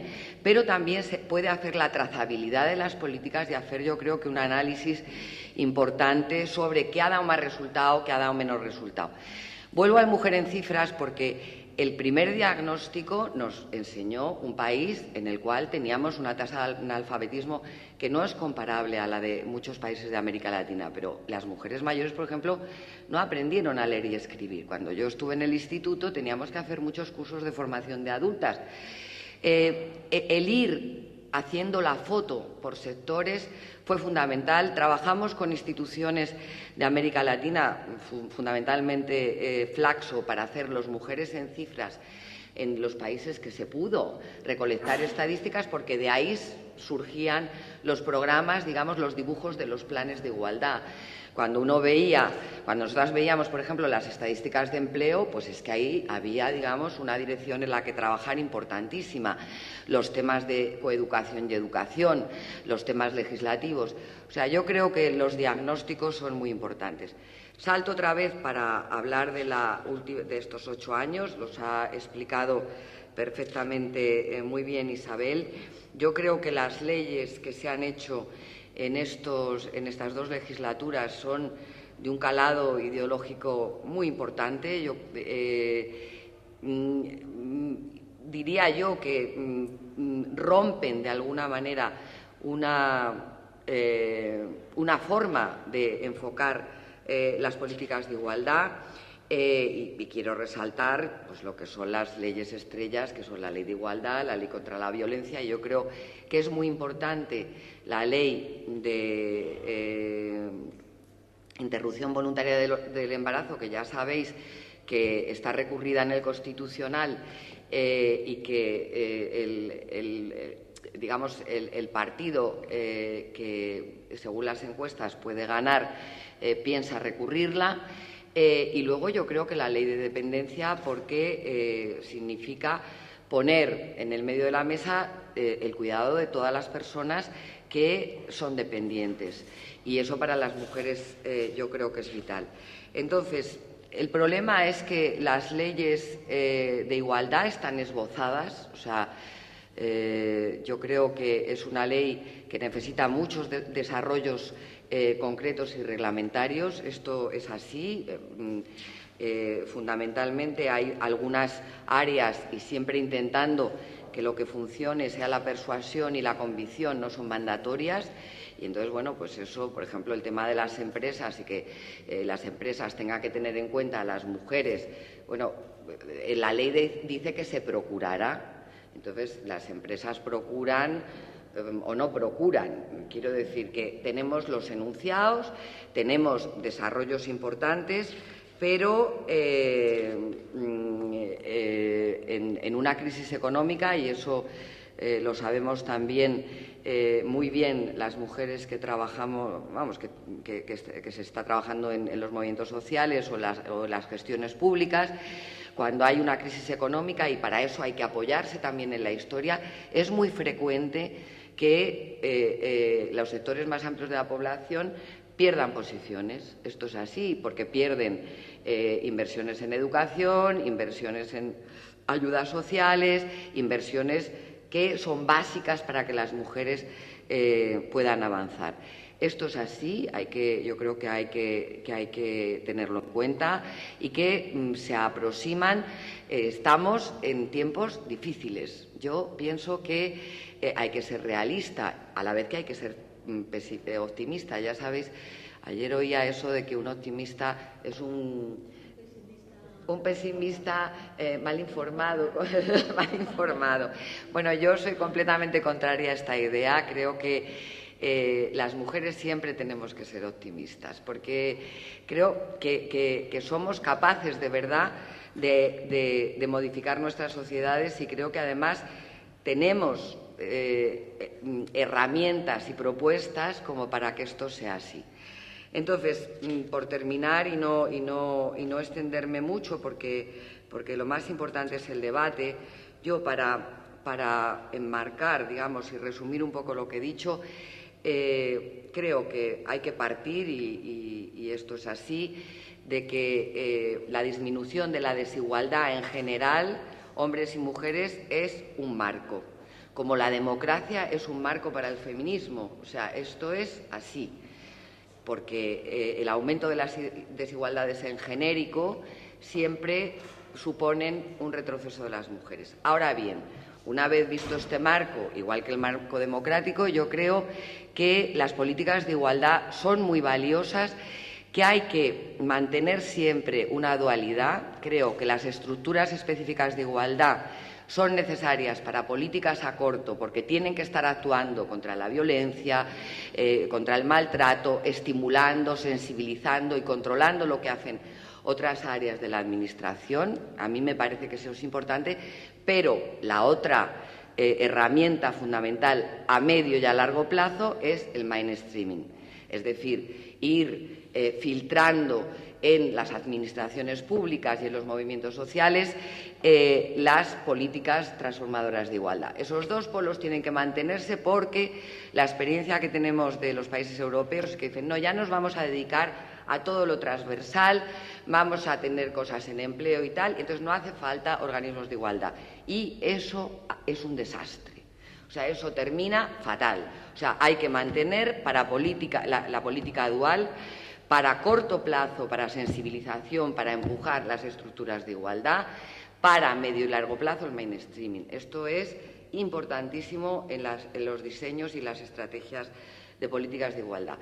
La segunda cosa que quiero decir es que esto es un proceso que si no hubiera habido movimiento feminista en España, y yo me identifico con el movimiento feminista socialista, probablemente las cosas hubieran ido de otra manera. Hay un momento determinado en que un grueso importante de mujeres, unas más explícitamente y otras menos, las odiadas femócratas por algunas feministas de la diferencia, deciden apostar por trabajar en la administración y en los partidos políticos, consiguen cuotas de poder muy importantes dentro de, por ejemplo, el Partido Socialista. Las mujeres llegan a tener mucho poder en algunos.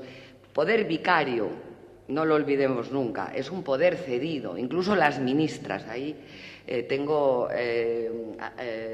alguna desavenencia con Isabel, porque el verdadero poder yo creo que es otra cosa, el verdadero poder, pero evidentemente se ganan cuotas de poder.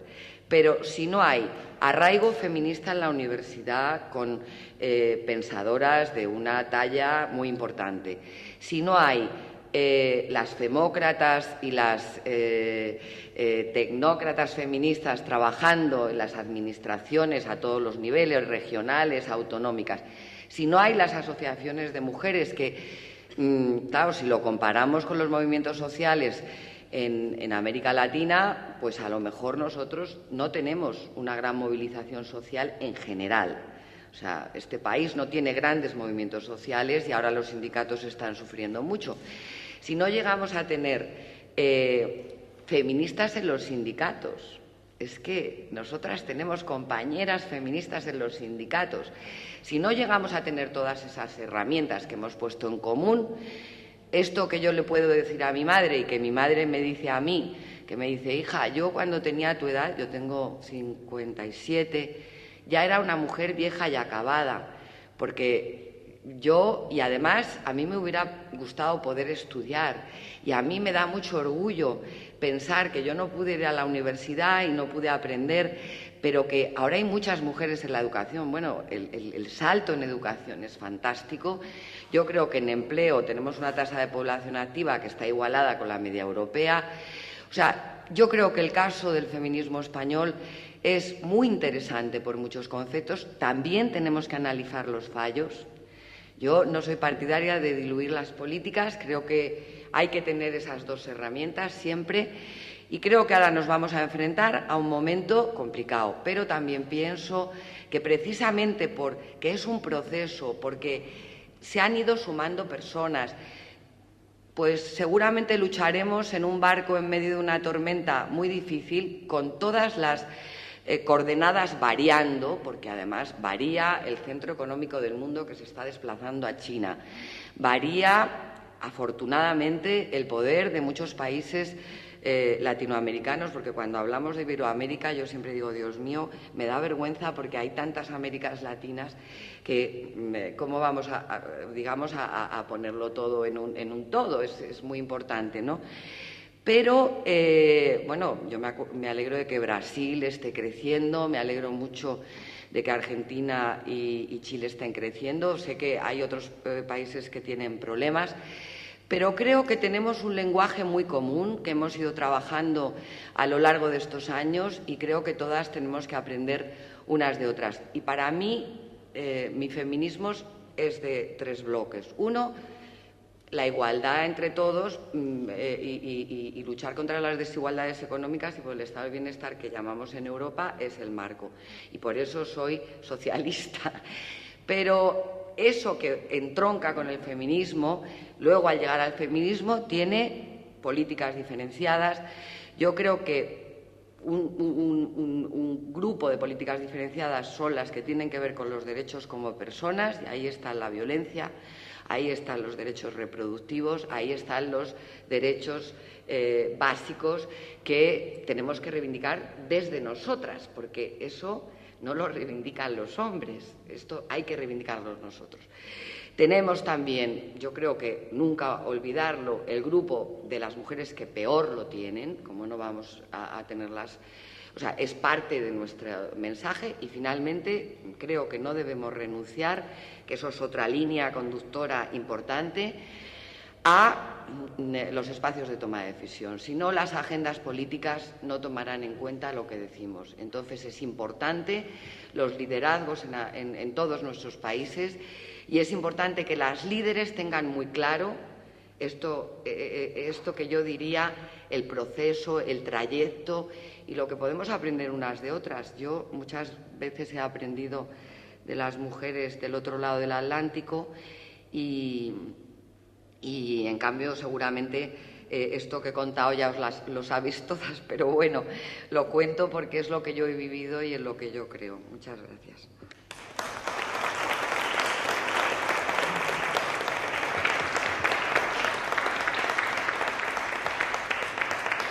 Bueno, muchas gracias, Carmen, por este hermoso recorrido sobre el proceso y el proyecto feminista y de las mujeres. Ahora tiene la palabra Eufrosina Cruz, que es nuestra presidenta del Congreso del Estado de Oaxaca. Muchas gracias. Voy a tratar de resumir y de contar un poquito de lo que hemos hecho y de que coincido con las personas que hoy me acompañan, maestras. Yo soy apenas principiante y que del entorno de donde yo vengo, o sea, no hay derecho del por qué ser pesimista.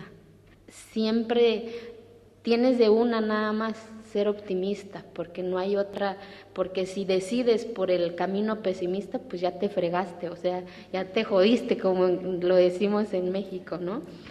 Y lo digo porque cuando se viene de un entorno en donde ser mujer es casi un delito, y rebelarte a ese entorno, pues te vuelves la loca, la marimacha y un montón de adjetivos que te dicen.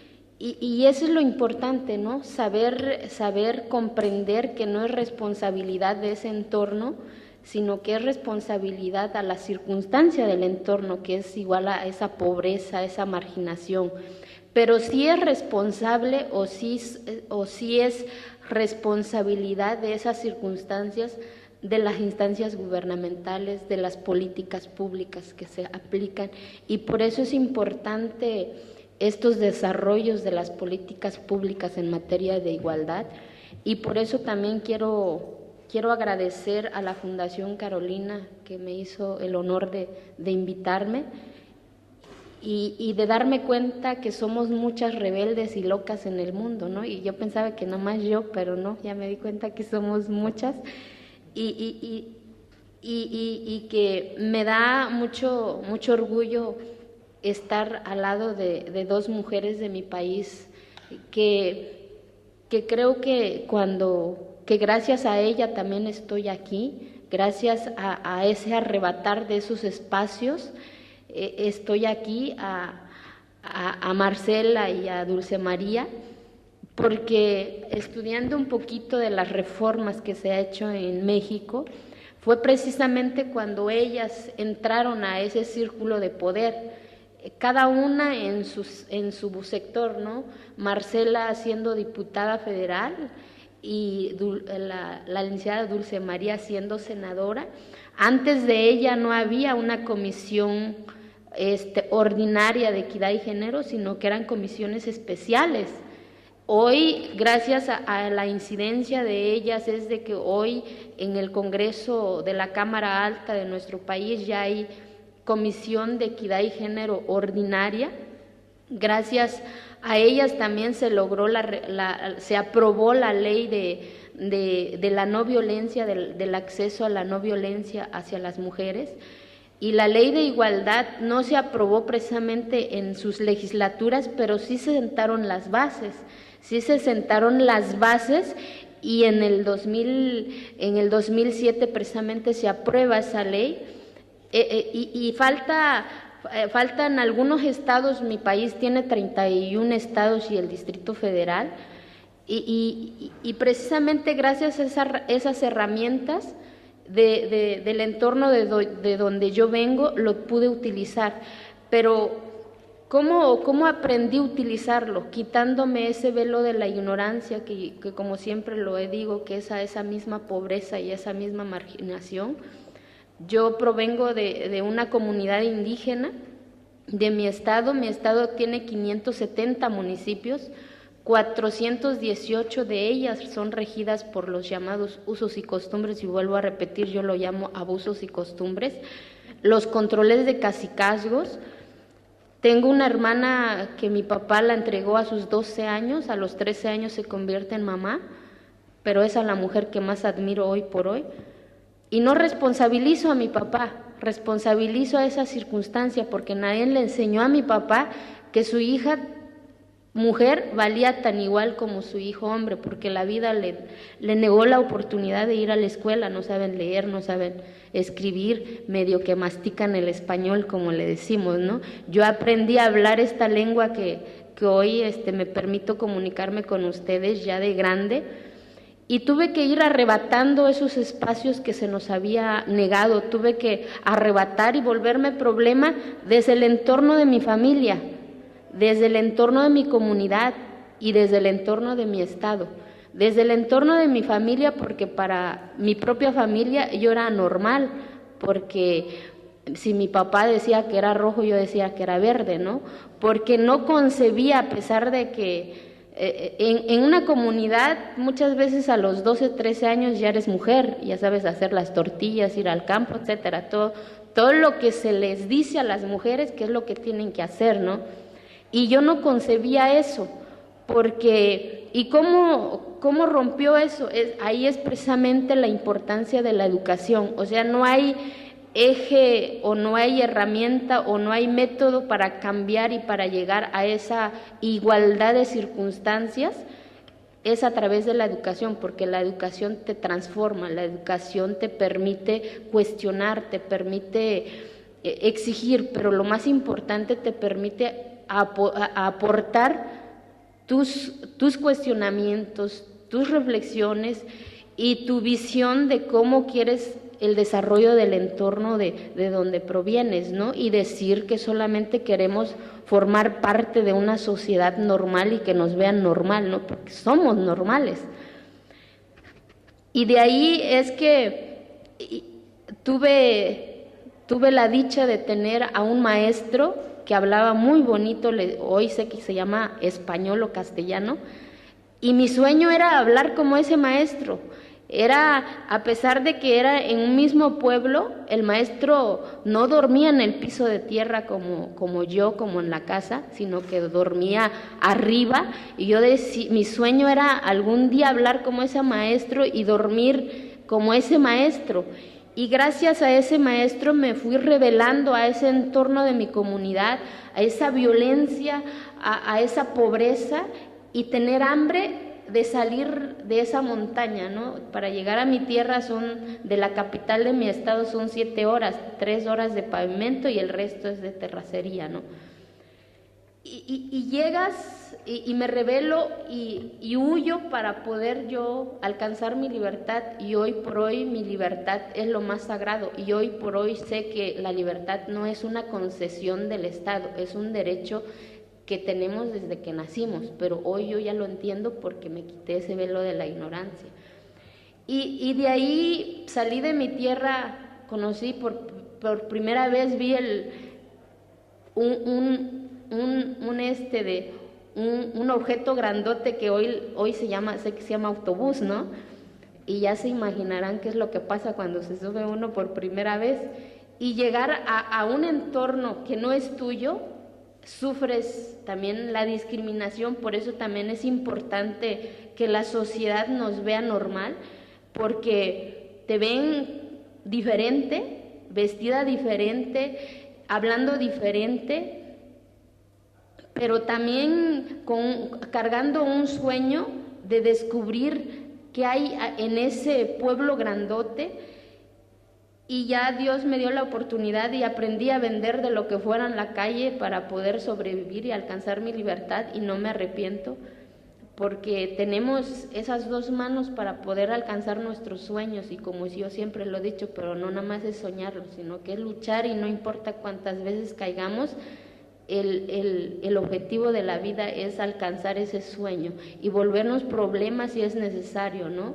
Y quitarnos el peor enemigo de nosotros, que es el miedo. El miedo es el que nos detiene, el miedo es el que nos hace que no digamos lo que sentimos. Y la vida me enseñó a no tener miedo, por eso me he metido en cada problema, que luego les contaré. Y de ahí regresas a tu entorno y ves que nada ha cambiado, pero lo que me habían enseñado en esas letras, en esos libros, que decía que la Constitución de mi país decía que todos éramos iguales, pero resultaba que en mi entorno no era así, que las mujeres tenían que estar en su casa, no podían ir a la plaza pública para la toma de decisiones del rumbo de nuestras comunidades, y yo me rebelaba a eso. Ver a las mujeres regresar con las manos vacías, porque la respuesta, pues eres mujer, primero búscate un marido y después a ver si te llega algo, ¿no? Y me negaba a aceptar eso, porque los maestros en la escuela me decían que todos éramos iguales, que el derecho era para todos, seamos indígenas o no indígenas. Entonces me rebelé a eso y empecé a adentrarme al mundo de los hombres, porque tuve que adentrarme al mundo de los hombres de mi comunidad para poder entender, y entendí que no era responsabilidad de ellos, era responsabilidad, vuelvo a repetir, a esa circunstancia de ese entorno, porque muchos de esos hombres o de esas mujeres nacen ahí y mueran ahí y no ven más allá, no saben que hay más allá atrás de esa montaña. Y empezamos a entender muchas de las cosas que pasaban. Hoy puedo decir que soy la única mujer que se sienta en la mesa con los hombres, aprendí a echarme unos mezcalitos como ellos, ¿no? Entrar en el tema religioso, por eso en el tema de igualdad, todos esos temas intervienen. En el tema religioso, de decir, es que las mujeres no pueden entrar en la sacristía, y yo decía, pero ¿qué hay en esa sacristía para que yo no pueda entrar? Hoy ya puedo decir que entro y de verdad no hay nada, simplemente ahí se reúnen los hombres para hablar, para decir, y hoy ya puedo decir que ya entro en esa sacristía y entro con el mismo respeto, pero voy jalando a otras mujeres de mi pueblo a decir, vénganse, vamos, no pasa nada, no se va a caer el santo, pues. Y empiezas a entender muchas de las cosas, pero vas jalando también otras mujeres, porque esa es la responsabilidad de nosotras las mujeres, que ya tenemos o ya nos quitamos ese velo de la ignorancia, crear nuevos liderazgos para que el día de mañana que vayamos pasando, esos otros rostros tengan ese rostro y tengan nombre, que no sea Ofrosina, sino que sean las que están ahí atrás.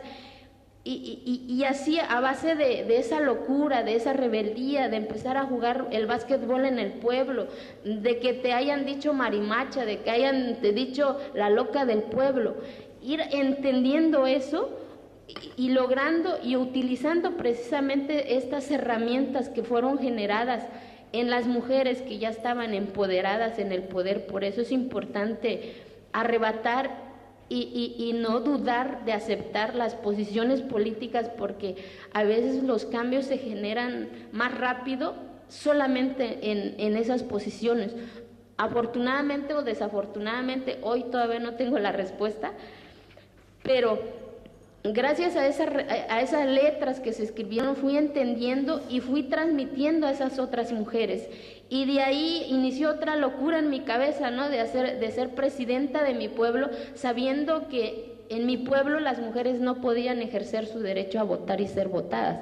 Lo menos importante es votar y ser votadas, pero era el mecanismo para que empezáramos a ser visibilizadas en la comunidad, de empezar a tomar nuestras decisiones de qué queremos para el centro de salud, de qué queremos en la educación, de cómo queremos el rumbo o el desarrollo de nuestras comunidades. Pero sabiendo que en mi comunidad no podíamos votar, nace el sueño con un grupo de jóvenes de ser presidenta municipal, ¿no? En qué cabeza cabía. Pero más sin embargo logramos por primera vez en mi comunidad que los hombres votaran por una mujer. Ni yo misma voté por mí para empezar, pues, sino que los que estaban votando en ese momento por una mujer eran hombres. Y ahí es en donde el control de estos cacicazgos que te tienen y se amparan en el tema de que es que las mujeres no pueden votar, dicen, detenieron esa elección cuando ya estábamos ganando, no me dejaron ni ganar o perder, ni siquiera terminó la asamblea comunitaria. A mitad de la asamblea comunitaria deciden que las boletas que estaban a mi nombre no valían porque era mujer y profesionista para acabar, ¿no? Y ahí es en donde empieza ese cuestionamiento de decir, ¿por qué? O sea, denme una explicación razonable para que yo lo pueda entender. Y la explicación razonable que me dieron es que era mujer y profesionista. Era la primera vez que me enfrenté a la asamblea y era la respuesta que me dieron. Sales de eso con una impotencia y un coraje, pero a la vez te da una fortaleza de decir, y cuando te dicen vieja es porque pues ya eres visible, ¿no? Y la indignación y la impotencia de esas respuestas, y lo más cruel es cuando llegas a las instancias gubernamentales y que te digan, es que es la autonomía de tu pueblo, es que en tu catálogo no viene la palabra mujer, todo fue legal. En ese momento no había un recurso de impugnación que protegiera mi derecho, no, ni un abogado de mi estado quiso llevar el caso porque era atentar al sistema. Al sistema es atentar la visibilidad, atentar al desarrollo, atentar a la detención de ese desarrollo. Pero nada me detuvo porque precisamente huí de mi comunidad para poder ser libre y yo no podía permitir que otras mujeres de mi entorno padecieran lo mismo. Y la fuerza de las mujeres de mi pueblo era, cuidado, te vas a agüitar. Agüitar significa cuidado, te vas a caer, te vas a debilitar. Y yo decía, ¿yo cómo me voy a aguantar, debilitar, si las que lo padecen me lo están diciendo? No tienes otro camino más que seguirle. Por eso vuelvo a repetir, aprendí que no puedo ser pesimista, porque si me vuelvo pesimista, pues ya estoy perdida, ¿no? Tengo que optar por la palabra optimismo, porque de esa palabra aprendí a arrebatar esa deuda que se le debe a ese tema de igualdad, a ese tema de igualdad de circunstancias, porque no queremos quitar el espacio de los caballeros, simplemente queremos competir de igual a igual, pero para eso hay que generar las herramientas, las circunstancias. No importa aunque sea a través de cuotas de género, no me gusta mucho, pero si es el mecanismo, ocupémoslo, no tengamos miedo de ocuparlo. No queremos ya ser el grupo vulnerable, porque ser vulnerable es como que somos menos. Yo no me siento menos, yo no quiero estar más en ese grupo vulnerable, yo quiero estar en esa capacidad de igualdad de circunstancias. Y ahí es en donde empiezan estos cambios de la locura de Eufrosina, como ellos dicen. Pero no me duele, porque era parte del costo que me toca y que me tocará seguir pagando, ¿no? Y el objetivo es que aceptas ese costo, porque a veces el costo es muy doloroso, los cuestionamientos, los señalamientos, el que seas perseguida.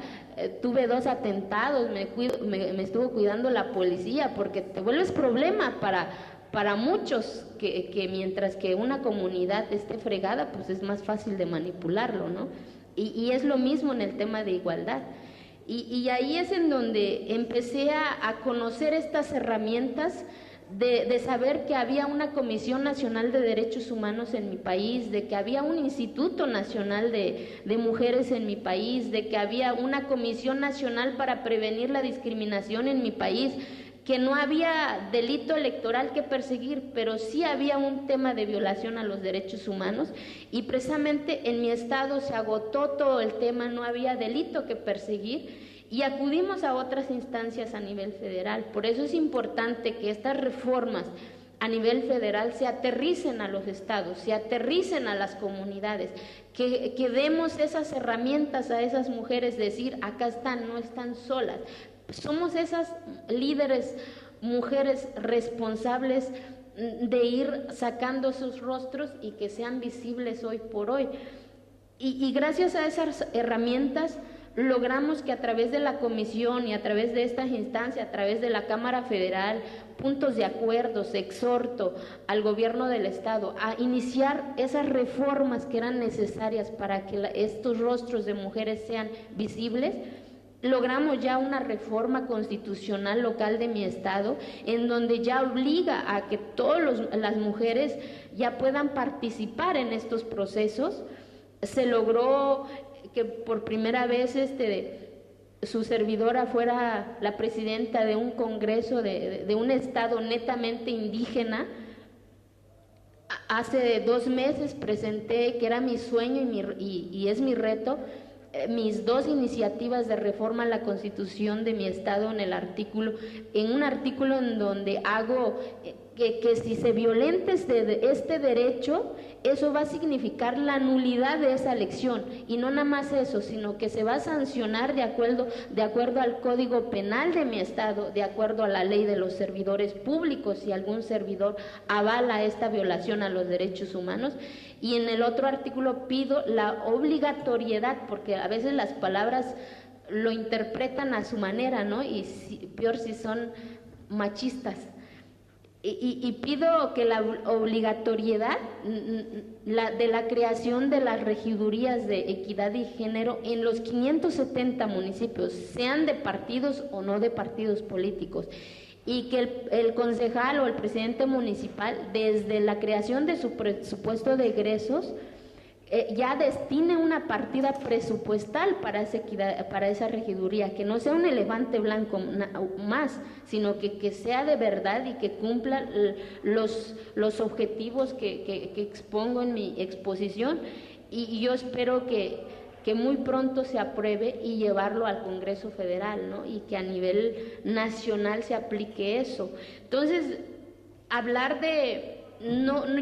yo no podría hablar de retrocesos, sino que yo podría hablar de a lo mejor de algunas cosas que hacen falta, pero ahí está la responsabilidad de nosotras de ir mejorándolos, porque hablar de retrocesos es negar lo que hemos hecho o lo que ya las mujeres que han luchado por nosotras han hecho, de que muchas de ellas han dado hasta su vida para que yo estuviera aquí, o para que yo estuviera al frente de esos hombres y mujeres que han vivido de la política de mi estado muchas veces, y que de repente llega alguien que rompe con ese paradigma y con esa cultura, y que ya no es de esa cúpula política acostumbrada, ya no es hija de, sino que es hija del señor Domingo y de la señora Guadalupe, y quién chingado los conoce, ¿no? Pues allá en el cerro.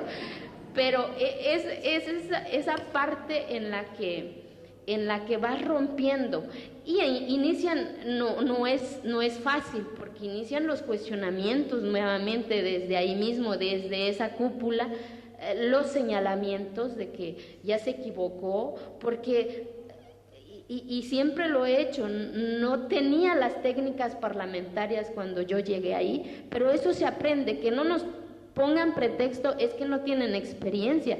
La experiencia se construye todos los días, y eso sí, ponemos nuestra alma y nuestro corazón para sacar todas las sesiones de que se llevan a cabo con la mayor intención, sin violentar ni un artículo, utilizando nuestras propias palabras, porque muchas veces la forma de votar, la forma de someter votación, de ceder el uso de la palabra, antes eran cuestionamientos de que Eufrosina se equivocaba, ahora Eufrosina es autoritaria, ¿no? ¿Por qué? Porque ya vas diciendo a un hombre no, y a los hombres les duele que digamos no, pero se tienen que ir acostumbrando también, ¿no? Porque lo único que queremos es esa igualdad de circunstancias en este entorno, en donde lo único que queremos es ser visibles. Y por eso quería, más que comentar, yo agradezco a estas mujeres de España, de Europa, que ustedes son las que han generado esas herramientas y que nosotros lo hemos adoptado de acuerdo a la circunstancia de cada uno de nuestros entornos. Vuelvo a repetir, no puedo ser optimista porque del entorno de donde yo vengo, pues estoy perdida si me vuelvo pesimista, perdón, ¿no? Entonces la única alternativa que me queda y que me seguirá quedando es ser optimista, a pesar de que a veces las circunstancias son bien difíciles, te enfrentas muchas veces a esa circunstancia de estar solita, pero decir, les voy a demostrar que sí puedo, les voy a demostrar que las mujeres indígenas también tenemos la capacidad de debatir, de cuestionar, pero lo más importante, de aportar de acuerdo a nuestras visiones culturales, que el problema no es nuestros verdaderos usos y costumbres, como siempre lo he dicho, porque nuestros verdaderos usos y costumbres es nuestra fiesta, nuestra mayordomía, nuestra lengua, nuestra vestimenta, pero no la violación a los derechos humanos, pero no la detención del desarrollo de nuestras comunidades. Y cuando ahí se rompe ese uso y costumbre, pues ni modo, lo siento mucho, hay que evolucionar los usos y costumbres, porque ni un uso y costumbre se puede aplicar que venía desde hace 100 años, nos llevan Sabritas, nos llevan Coca-Cola y no quieren que cambiemos. Entonces, ¿de qué estamos hablando, no?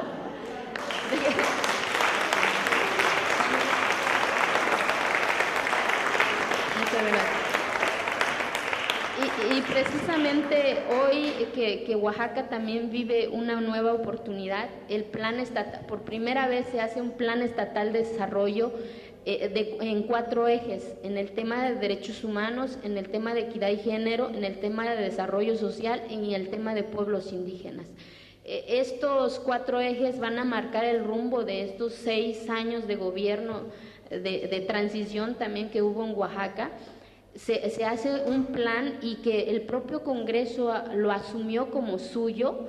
Hoy es el Congreso que tiene mayor rostro de mujeres, de 42 espacios que hay, 15 son de mujeres, y eso se lo agradezco a estas mujeres, a ustedes, a estas 2 mujeres de mi país que han abierto esa brecha y que nos corresponderá a las que venimos apenas a abrir otras brechas, y que el día de mañana que llegue otra mujer al frente del Congreso de mi estado no sea algo tan extraordinario, ¿no? Sino algo normal, común, como si fuera normal en cualquier parte.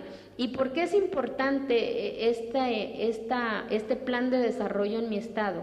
Les doy algunos datos de lo que se refleja en mi estado. En mi estado somos alrededor de 3.600.000 habitantes, somos 52.4% de mujeres y 6 de cada 10 mujeres son violentadas, 38 de cada 100 no saben leer, no saben escribir.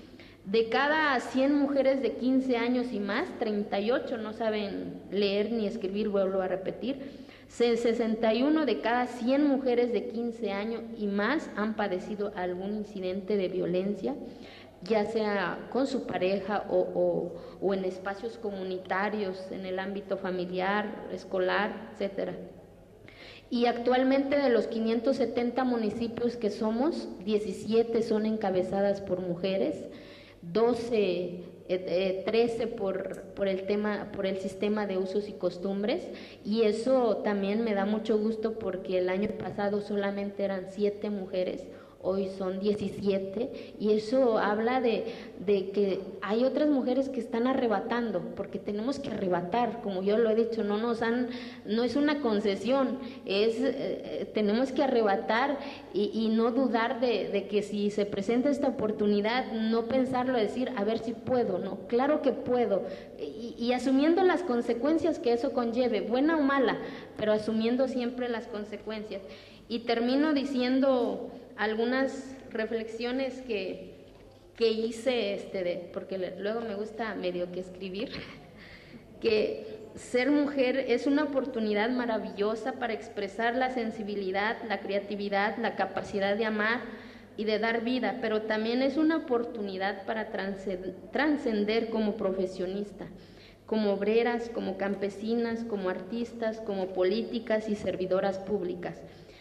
En fin, ser mujer y vivir de la manera que cada una haya soñado, pero hacerlo con la libertad y sin miedo. Nosotras somos las que escondemos dentro del huipil o detrás del maquillaje las huellas de la violencia. Somos las que lloramos en silencio para no interrumpir los sueños de nuestros hijos. Somos las que cargamos entre los brazos el futuro de la sociedad y lo alimentamos para que vuele libre y sea capaz de enfrentarse al mundo. Nosotras, las que hemos carecido de todo y que nada pedimos, somos las últimas de la fila, pero las primeras en salir corriendo para ver a nuestros hijos al volver de la escuela. Nosotras somos las que encendemos la primera luz en el hogar y cuando amanece, y las que apagamos la última linterna cuando cae la noche para velar el descanso de nuestras familias. Por todas ustedes, por todas nosotras, estamos aquí para seguir siendo la luz, pero en un faro nuevo de dignidad, de respeto, para seguir siendo los brazos que cargan el futuro, pero no solo de nuestros hijos, sino de las propias mujeres, las de hoy y las del mañana. Hoy somos nosotras las que tomamos los sueños en nuestras manos y les ponemos alas para volar y llegar a la cima de la justicia, la paz y la tolerancia. Desde el dolor en que nacimos, construyamos una nueva manera de decir nosotras, pensando siempre y primero en nuestros sentimientos e ideas. Muchas gracias.